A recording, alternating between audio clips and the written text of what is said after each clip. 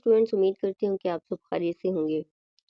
बेटा, आप लोग ना बड़े परेशान हैं इस हवाले से कि आप लोगों के स्कूल ओपन होंगे या नहीं होंगे, क्योंकि पिछले दिनों ईद की छुट्टियां बढ़ गई थी। ईद की छुट्टियों के बाद आप लोग स्कूल नहीं गए थे।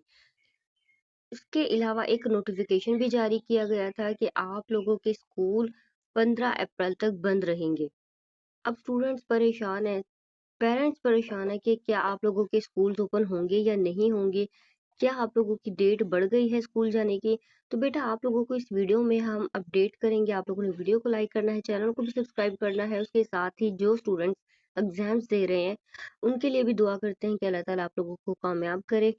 तो बेटा, आप लोगों को हम बता देते हैं कि आप लोगों के जो स्कूल्स हैं वो 1 अप्रैल की डेट दी गई थी। आप लोगों के स्कूल्स 1 अप्रैल को ही खुलेंगे।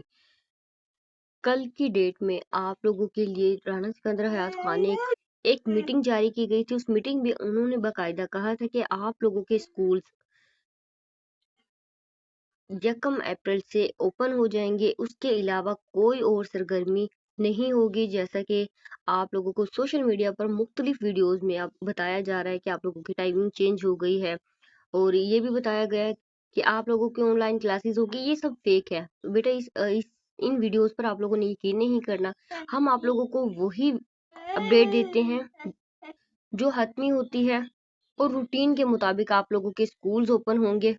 तो बेटा, कल से आप लोगों ने अपने स्कूल जाने की तैयारी कर लेनी है। इंशाल्लाह कल से आप लोगों के स्कूल्स ओपन हो जाएंगे। वीडियो को लाइक करना है, चैनल को सब्सक्राइब करना है। हर तरह की अपडेट आप लोगों को इसी चैनल पर मिलेगी।